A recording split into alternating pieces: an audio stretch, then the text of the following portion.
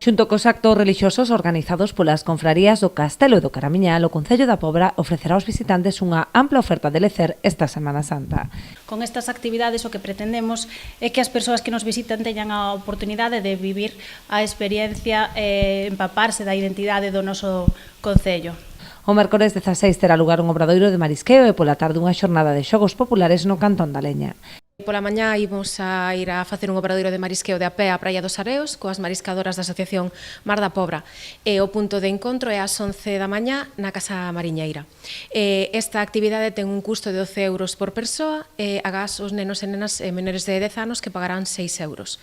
E logo pola tarde imos ter uns xogos populares na Praza do Cantón da Leña que é unha actividade de balde que vai ser de 5:30 a 8:30 da tarde. O Xoves Santo desenvolverase unha ruta guiada pola vila para dar a coñecer algúns dos elementos patrimoniais máis destacados. E xa o sábado terá lugar un clásico da Semana Santa, a excursión guiada polo río Pedras, con parada no Miradoiro da Curota. A primeira será de balde, mentres que a segunda terá un custo de 15 euros por persoa, que inclúe os traslados en microbús. 17 de abril, Xoves Santo, está previsto realizar unha ruta guiada polo centro da vila para coñecer a importancia das edificacións históricas como son a Torre de Bermúdez, que está declarada monumento histórico de carácter nacional. Tamén as dúas igrexas, como non.